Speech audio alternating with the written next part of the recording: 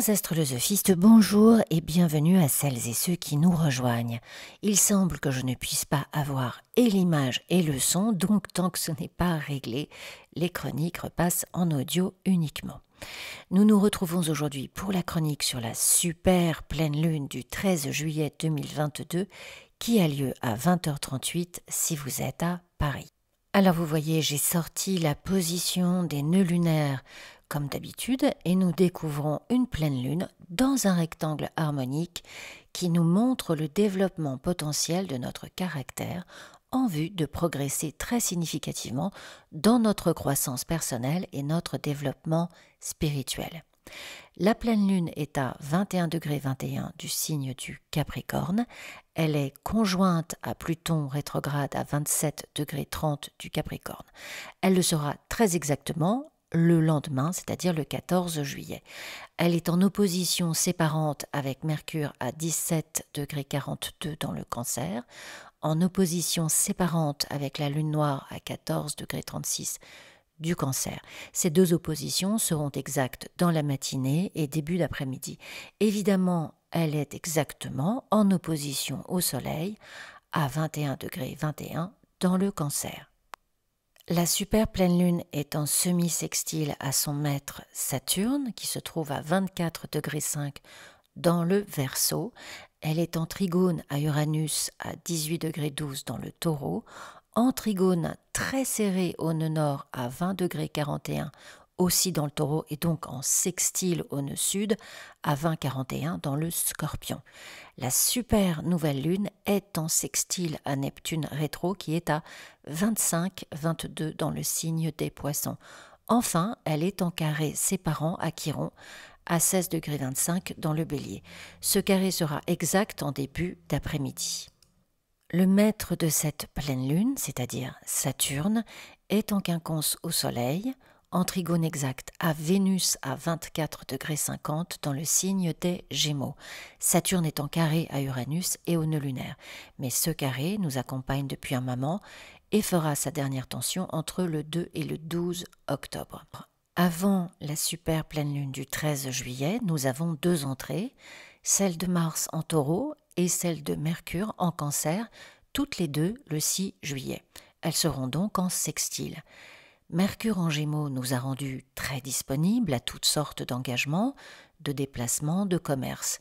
Nous étions ouverts au dialogue, parfois trop, nous l'avons vu, et il est possible que notre langue ait fourché plus d'une fois ou que des sarcasmes, des insolences ou encore des critiques nous aient fâchés ou ont provoqué les autres. En Cancer, Mercure est plus réservé. On communique, bien sûr, puisque c'est l'ADN de Mercure, mais avec nos proches, avec quelques rares privilégiés.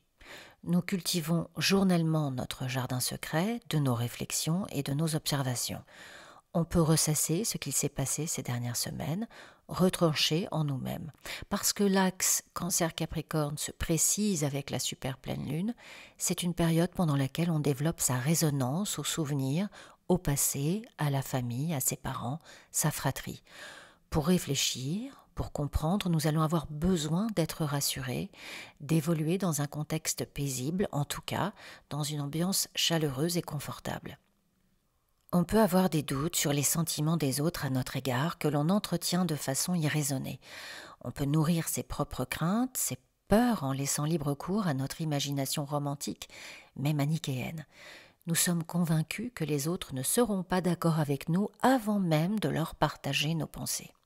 Mercure en Cancer se complaît dans les choses du passé, les traditions, les valeurs établies. Notre interprétation du présent est filtrée par nos souvenirs, notre attachement sensible aux événements du passé, et cela ne va pas sans quelques inquiétudes ou quelques mécanismes de défense. On peut se montrer immature, capricieuse ou plein d'autocomplaisance. Mercure en Cancer, c'est aussi une période où l'on est très généreux et attentif aux besoins de l'autre. L'idée derrière est de laisser un souvenir impérissable, d'être indispensable. Quant à Mars, si on a été un peu désorienté par l'énergie tumultueuse et déferlante de ces derniers temps, en Taureau, les choses se calment et sont également plus réservées. La force vitale reste puissante, mais latente puisqu'il existe une observation, une analyse des événements, des actions prises pendant Mars en Bélier. On a tenté des expériences, mais à présent, il s'agit de vérifier la faisabilité de ces entreprises.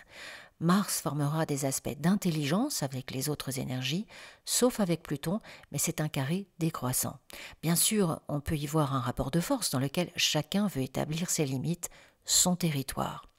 Si Mars en Bélier a pu s'enflammer passionnément pour le définir, Mars en Taureau le fait en s'appuyant sur sa force tranquille, avec la conviction inébranlable de parvenir à ses fins, d'obtenir ce qui l'intéresse pour réaliser ses projets ou agrémenter son bien-être ou encore accroître ses possessions matérielles. On refuse de rendre ou de perdre ce que l'on a acquis et, vous l'entendez en creux, cela amène de l'obstination, voire de l'obsession. Or, nous sommes à l'aube d'une triple conjonction Mars-Uranus-Nœud Nord en Taureau. Si le projet ou la maison prend l'eau de toutes parts, il va falloir changer d'associé, de déménager et non s'accrocher à la rampe de l'escalier. C'est important de garder en tête cette notion de lâcher prise, car le 6 juillet, il y a aussi une opposition de la Lune noire en Cancer à Pluton en Capricorne. On risque donc concomitamment de se sentir en exil, rejeter, ressentir une angoisse d'éclatement et de subir un comportement auto-agressif. L'opposition Lune Noire-Pluton se répète le 1er et le 2 août. Ces périodes sont très importantes car on touche de très près un rare niveau de conscience pour renaître à soi-même. Aspect évidemment plus sensible pour les derniers décans des Béliers, Cancer, Balance, Capricorne, ou si vous avez des planètes l'ascendant ou le milieu du ciel entre 25 et 30 degrés de ces signes-là. Alors, Mars et Mercure vont s'accompagner de concerts jusqu'à la pleine lune et dispenser un excellent compas moral et bon sens. L'activité mentale est donc pertinente et stratégique, aussi nos actions sont coordonnées. On peut se lancer dans de très productives entreprises financières, immobilières, artistiques. L'astuce ici consiste à se dégager de ce qui est obsessif. Que je lâche prise au sujet de celle ou celui qui m'a mis des bâtons dans les roues ou m'a fait sortir de mes gonds, ne laissez pas votre mental traîner dans des sphères déjà éteintes. Le ressentiment est une énergie qui a besoin d'être nourrie pour être. Soyons conscientes de nos pensées, de notre dialogue intérieur, pour diriger notre belle lumière vers ce qui nécessite d'être éclairé, pas par ce qui est glacé par le passé, à moins d'être Charlotte Brontë ou Dostoïevski et de transcender ces énergies en quelque chose de créatif. Donc, le 13 juillet, nous voici avec cette magnifique super pleine lune. Bon, on le voit, son aspect remarquable vient de sa conjonction avec Pluton rétrograde. La lune dans le Capricorne est en exil. On reste attaché à son milieu d'origine, mais de façon insatisfaisante. Nos automatismes et nos comportements sont limités à des choses inculquées dans notre enfance et on est avide d'une autre conduite. Il existe une restriction sur nos sensations que nous réfrénons. On ne s'abandonne pas, on ne se laisse pas aller, c'est beaucoup de contrôle et d'analyse. Même si l'on cède à un débordement, c'est momentané et toujours repris. Il ne s'agit ni de pudeur ou de timidité, mais d'une exigence formidable, d'une maîtrise de soi qui nous interdit toute extravagance. Maintenant, cette pleine lune en Capricorne, conjointe Pluton, recèle un univers d'une sensibilité extrême qu'elle est capable de réadapter, de discipliner et de laquelle on peut puiser une très profonde et très ancienne inspiration. Il s'agit d'éliminer toutes les sources extérieures de dépendance afin d'apprendre à trouver la sécurité en soi. On apprend à transformer l'image que l'on a de soi-même, la façon dont on se voit, ce à quoi l'on s'identifie et la relation que l'on a avec soi-même. La Lune et Pluton ensemble parlent d'expériences émotionnelles compliquées avec des images féminines ou maternelles. Ces figures sont souvent dominatrices, axées sur le pouvoir. Pluton, c'est le verbe pouvoir. Et on projette un idéal de conduite assez rigide. Parce qu'on refuse ou que l'on n'arrive pas à se conformer à ses attentes compulsives, ce que l'on reçoit comme réponse émotive est assez dur à vivre émotionnellement. Cela a pu prendre la forme d'un silence glacial, de vibrations de désapprobation, de déception ou de douleur. Cette pleine lune va nous bouger sur ce terrain-là. La traduction étant des attentes exagérées à l'endroit d'un partenaire de vie, d'un membre de sa famille ou même d'un associé. Cet autre, ne répondant pas à notre attente, provoque notre colère ou notre rage et résulte en confrontations intenses qui nous envoient directement à nous-mêmes. La réaction la plus instinctive est de refuser tout contact émotionnel avec une ou un autre lorsque nos besoins les plus profonds ne sont pas satisfaits.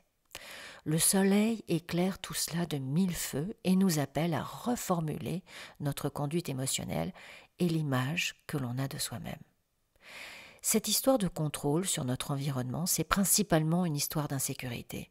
Que ce soit l'atmosphère dans laquelle on a grandi ou que l'on porte cela en nous-mêmes, il va falloir prendre le temps de réfléchir à cette énergie pour la transformer. Tout ce que touche Pluton de sa baguette magique est voué à la métamorphose. Pour devenir plus intègre, plus authentique, plus riche de cette nature-là.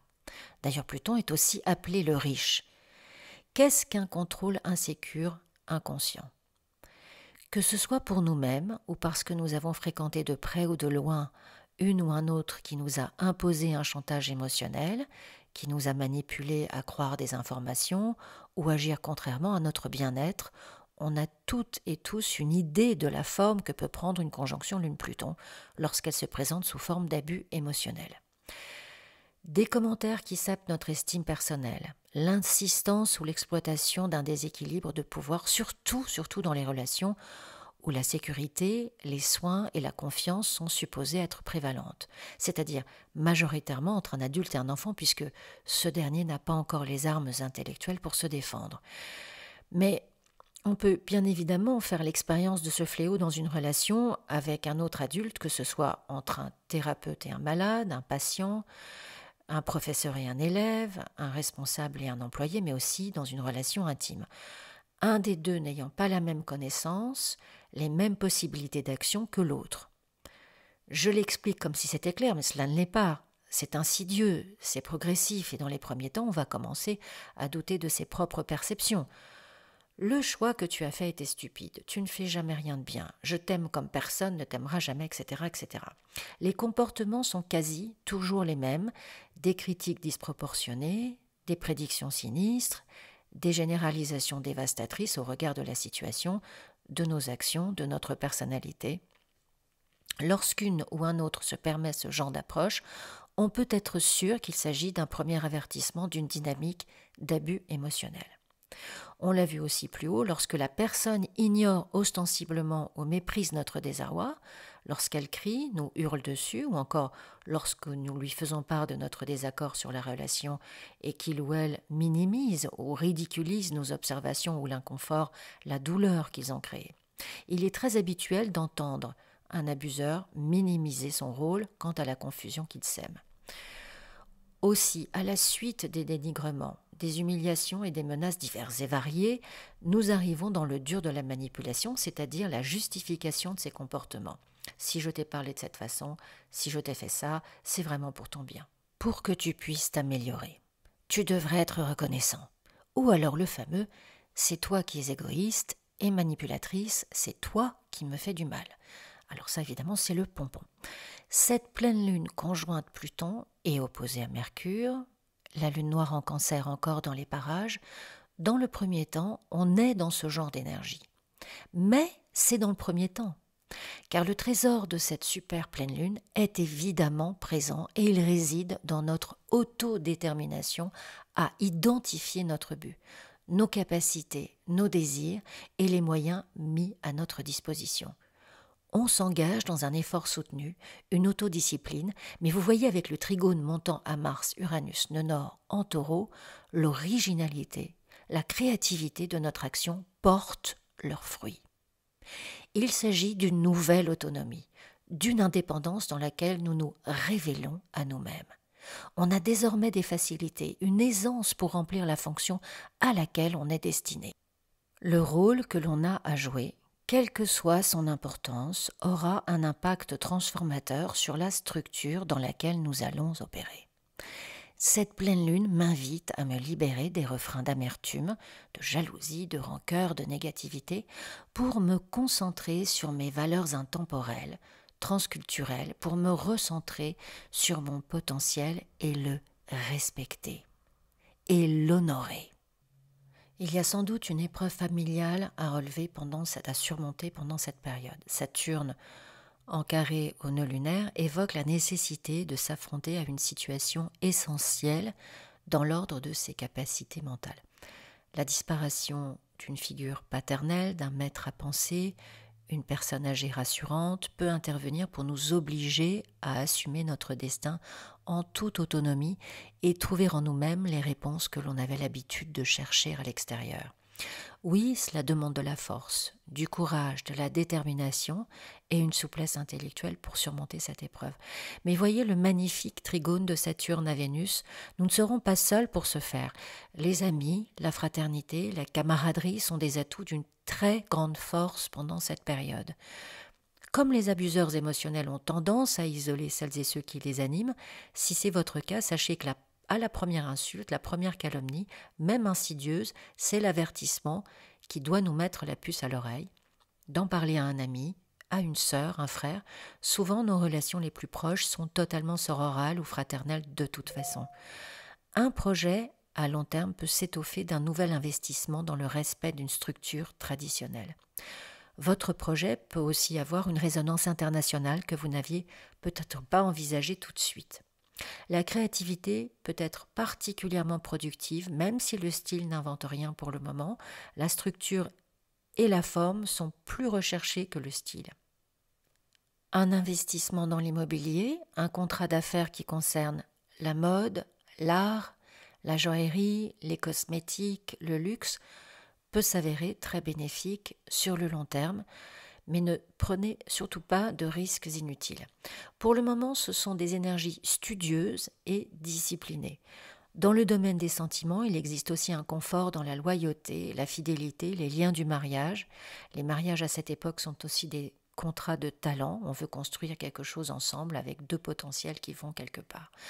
Une nouvelle relation, un nouvel amour avec une personne plus jeune ou plus âgée, d'un groupe social différent, d'une religion différente, peut voir le jour de façon très enthousiaste. Prenez le temps de faire connaissance, mettez Chronos de votre côté, soyez à ce que vous faites dans le présent et partez à la découverte de cet autre sans l'habiller de toutes vos projections, enfin le moins possible. Le 8 juillet, Uranus entre dans le 18e degré du Taureau. La dernière fois qu'il était à ce degré, c'était en octobre 1936. Nous sommes donc très nombreuses et très nombreux à en faire l'expérience pour la première fois. Uranus sera rétrograde à partir du 25 août et va redescendre jusqu'à 14,56 degrés le 23 janvier 2023. Il sera à nouveau dans ce 18e degré à partir de la fin avril 2023. Alors, selon le livre d'Anne Rudyard sur les symboles sabiens, le 18e degré du Taureau, c'est le récepteur de nos perceptions, le mental, qui doit être décrassé. Le mot-clé de ce symbole, c'est purification. Un mot-clé à prendre avec des pincettes, surtout au regard de ce qui s'est passé en octobre 36. Uranus est l'octave supérieure de Mercure. Il est allié à l'esprit et à la mémoire. Mercure correspond au cerveau gauche et aux pensées conscientes. Uranus correspond à l'inconscient, c'est-à-dire les choses dont nous n'avons pas conscience, mais qui émergent en conscience lorsque nous traversons une conjoncture critique de notre vie. Le 31 juillet et 1er août, nous allons vivre donc une triple conjonction Mars-Uranus nœud nord en Taureau. C'est très exactement ces jours-là. Alors j'ai 3 planètes en Vierge, j'ai un petit faible pour la précision suisse. Mais l'énergie, on le comprend, se fera sentir bien avant et bien après. La force de cette énergie est équivalente à celle d'une éclipse. La maison dans laquelle a lieu cette triple conjonction dans votre thème va être le réceptacle d'un très très grand changement. Si vous avez des planètes entre 17 et 19 degrés en signe fixe, c'est-à-dire le Taureau, le Lion, le Scorpion, le Verseau, l'ascendant ou le milieu du ciel dans un de ces signes, Ou encore un signe de terre, mais pas de la même façon. Mais Taureau, Vierge, Capricorne, entre 17 et 19 degrés. Les gens nés en 65, 66, 67 vont, eux, bénéficier d'un trigone de cette triple conjonction sur leur Pluton-Uranus en Vierge, par exemple. Alors, pour toutes celles et ceux qui ont ces énergies-là, ces énergies vont travailler de façon plus personnelle, plus novateur, plus moderne. On est prêt à essayer autre chose, à tenter une autre approche pour réaliser nos projets. Il s'agit ici d'aller plus loin, de changer de territoire. Il y a la compréhension de là où il nous faut évoluer. C'est un éveil émancipateur, une prise de conscience libératrice. Les choses arrivent très rapidement et elles peuvent être déstabilisantes, elles peuvent être chaotiques, disruptives, dans les domaines du taureau, c'est-à-dire nos ressources, nos finances, ce qui nous appartient, nos investissements, ce qui a de l'importance pour nous. Ce sont les énergies fondamentales sur lesquelles nous nous élevons, nos valeurs, notre estime personnelle, ce que l'on croit profondément de nous-mêmes, comme quoi cette super pleine lune est en totale cohérence avec la suite de ces transits, le sens de notre vie terrestre, ce qui prend soin de nos besoins fondamentaux, la nourriture, l'eau, notre habitat, nos vêtements. Une fois que cela est sécurisé, il s'agit de la façon dont nous allons nous développer à partir de là. Notre créativité, notre expansion, la réalisation de nos projets. Le nœud nord est l'endroit où nous progressons, ce que nous apprenons, ce que nous développons. C'est là où nos talents, notre potentiel nous donnent confiance en nous. Le nœud nord est l'endroit où nous sommes attendus. C'est une ouverture vers autre chose. Avec Uranus, cette ouverture accélère notre allure, notre croissance. Il y a des surprises liées à cette triple conjonction et il va être nécessaire de s'adapter rapidement aux circonstances, qu'il s'agisse d'une proposition inattendue ou d'un développement nouveau. Quelque chose nous est révélé et nous pousse à prendre une décision importante pour un nouveau chapitre de vie. Attendu que cette triple conjonction est évidemment opposée au nœud sud, on peut vivre une très significative libération d'avec le passé. Dans ce cortège, on trouve donc aussi des ruptures nettes, tout simplement parce qu'il est temps pour nous de tourner la page. C'est une illumination de la direction que l'on se doit de prendre et on y va tout gaz. On voit bien l'extraordinaire poussée représentée par la rencontre entre Mars, Uranus et le nœud nord. Alors, que contient le carré de Saturne à cette dynamique ? Eh bien, il s'agit d'un engagement, d'une responsabilité que l'on prend envers soi pour s'inscrire cœur et âme dans notre ambitieux et beau projet. Ce carré signifie qu'il va falloir se mettre au travail et relever ses manches avant de recevoir les fruits de notre labeur. Que certains dossiers peuvent prendre du temps, qu'il nous faut attendre après certaines validations, autorisations avant d'ouvrir nos grandes et nos belles ailes. Ne vous impatientez pas, c'est pour le mieux, c'est un temps utile à la maturation. Vénus en Cancer, qui est la planète maîtresse de cette rencontre en Taureau, y est également en sextile. Aussi, l'intuition, l'empathie, les mots doux et inspirants sont à notre portée. La communication émotionnelle avec les autres s'établit très vite. Les amitiés, on l'a vu, tissent une atmosphère favorable à nos projets. On touche les autres. On peut être en contact avec la foule ou un public, que ce soit par une activité artistique, politique aussi, ou même un séminaire, une conférence que l'on donne. La vision de notre but, elle est juste, et celle des forces nécessaires pour être proactive aussi. Rien n'empiète de façon démesurée quant aux objectifs et aux moyens pour les atteindre. La mesure, l'équilibre, la générosité pour les partenaires et associés, qui souvent aident au succès, sont vraisemblablement les raisons pour lesquelles nous pouvons nous introduire dans tous les milieux. Obtenons d'ailleurs le concours de celles et ceux qui peuvent nous aider, qui en ont le pouvoir en tout cas. On sait faire naître des émotions et notre conduite visant une action progressive n'en est pas affectée. Cette triple conjonction, en sextile à Vénus, est excellente pour les artistes, car notre sensibilité sensorielle est vraiment particulièrement développée et nous rend perméables à toute approche esthétique. Alors, bien sûr, Mars et Uranus ensemble peuvent annoncer des entreprises périlleuses en direction de la nouveauté ou tout ce qui est révolutionnaire. Alors, la réflexion, l'attente ne sont pas des données par cet aspect, mais par le carré à Saturne. Aussi, pour éviter les extrêmes, les disputes, les accidents, les coups de tête malheureux, utilisez l'équilibre de Saturne, le recul sur toutes ces choses, et réservez-vous du temps pour l'analyse des événements. Voilà, chers astrolosophistes, cette longue chronique est à présent terminée. Pour l'étude de votre thème et des transits actuels et prochains, de votre révolution solaire si c'est votre anniversaire, ou d'une synastrie, vous pouvez me joindre à l'adresse qui s'affiche à l'écran, astrolosophicafé@gmail.com.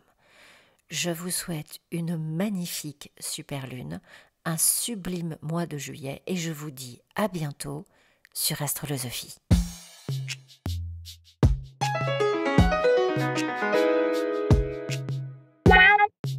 Bye.